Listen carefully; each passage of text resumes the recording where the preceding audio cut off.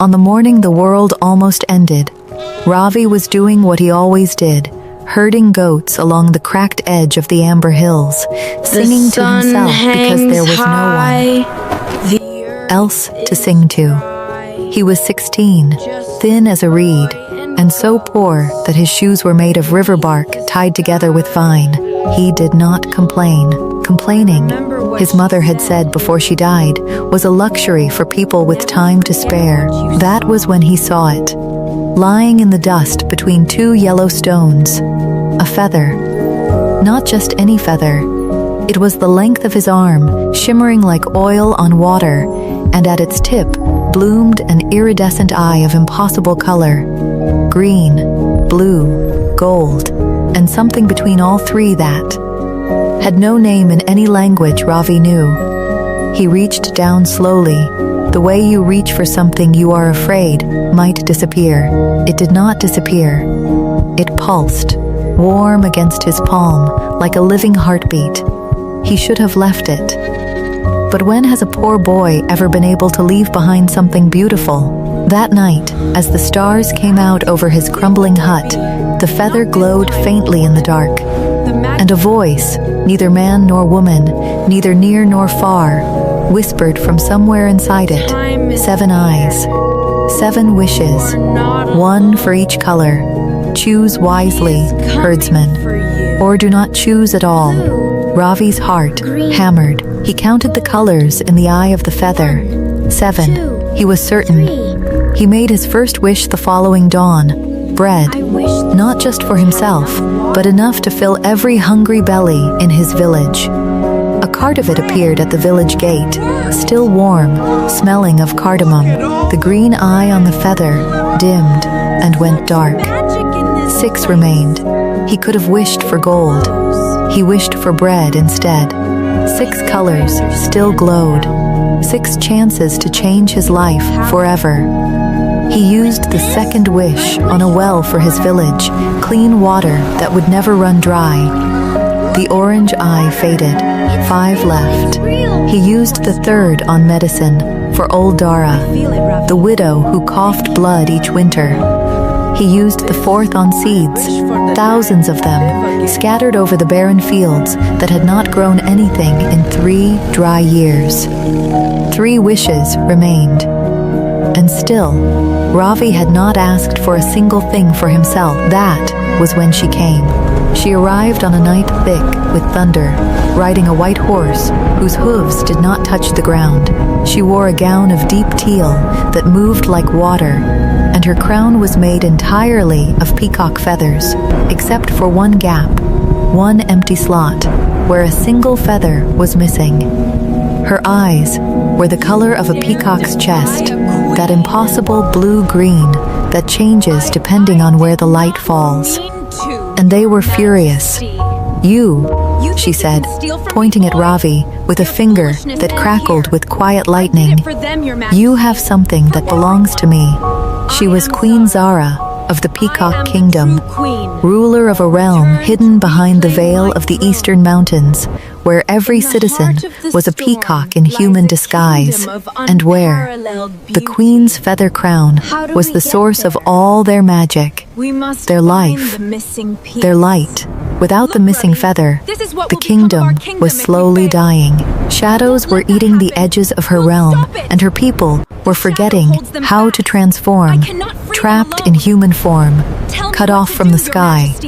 She had 3 days before the darkness swallowed the kingdom whole, and the only thing that could stop it was the feather, the one sitting in the hands of this ragged, barefoot boy who smelled of goat and dust. Give it back to me now! She commanded. Ravi looked at the feather. He looked at the 3 remaining wishes, still glowing softly in its eye. And then he looked at her, really looked. Beneath the fury in her face was something else, something cracked and frightened, the look of someone who is running out of time. Tell me about your kingdom, he said quietly. She told him. She had not meant to, but she did, because no one had asked in a very long time. She told him about the curse of the Shadow Weaver, an ancient sorcerer who had been plotting the kingdom's fall for 100 years. He had stolen the feather from her crown while she slept and thrown it to the winds. Without it returned and placed back in the crown by a hand that was freely willing, not forced, not tricked, the darkness would not lift. So even if I gave it back to you, Ravi said slowly, it wouldn't work. It has to be chosen freely. She looked at him, surprised. Of course. Yes.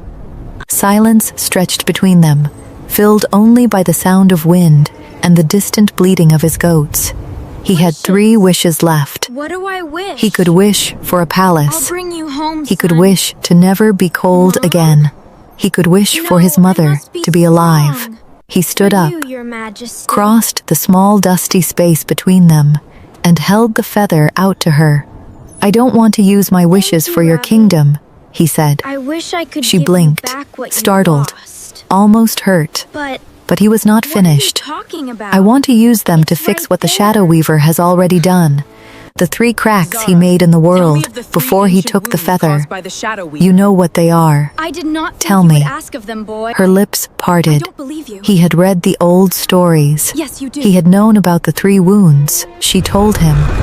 He made the final 3 Now, wishes, make your wishes, not for bread, Ravi, and not for a mend the palace, ancient wounds. not even for his mother, For the light but for to the 3 return, ancient wounds and the to be darkness sealed. to flee. The dying river in her kingdom happening. restored. The river, The frozen the forest the gate, thawed. They're healing. The shadow gate All is closed. restored. Each wish made the feather dimmer. After the 7th, it was just a feather. Beautiful, but still. No more glow. No more heartbeat. Ravi For you, placed Your it gently Majesty. in her hand. Queen Zara stood very still for a long moment. It is whole. Then she walked to her horse, mounted, and rode away without a word. Ravi watched her go. He waited for the ache of foolishness to come, the regret of a boy who had 7 wishes and ended up with nothing. It did not come. What came instead, 3 mornings later, was thunder in a clear sky. The white horse appeared at the edge of his hill, and behind it, an impossible sight. 100 peacocks in full display, their tails spread wide, forming a shimmering corridor of green and gold and violet that stretched all the way to the horizon. Queen Zara dismounted. The fury was gone from her face. In its place was something he had not expected to see there. Wonder. The kingdom is restored, she said. The shadows are gone. My people are free. She paused. I have been queen for 200 years. I have met kings and sorcerers and gods. Another pause. Longer this time. I have never met anyone like you. I'm a herdsman, he said, because it was the only true thing he knew about himself. No, she said simply, you are the most powerful person I have ever encountered. Not because of the feather. She stepped forward. Because you held 7 wishes and spent every single one on someone else. She reached into the folds of her gown and withdrew a single feather, golden this time, warm as a summer afternoon. This is yours. Not a borrowed one, not a found one, a given one. It holds no wishes. Then what does it hold? Ravi asked. An invitation, she said, and her eyes, those impossible peacock blue eyes, were soft for the first time.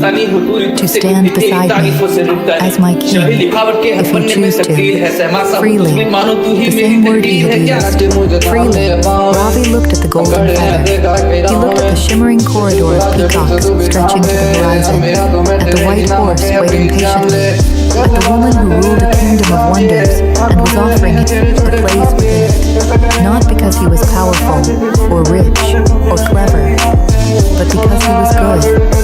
He had spent his whole life with nothing, but he had always known this, that the shape of a person's heart matters more than the weight of their pocket. He took the feather. He did not say yes immediately. He turned first to the village below, his village, his people, his goats, and made sure they were truly fed, truly well, truly safe. Then, and only then, he turned back to her.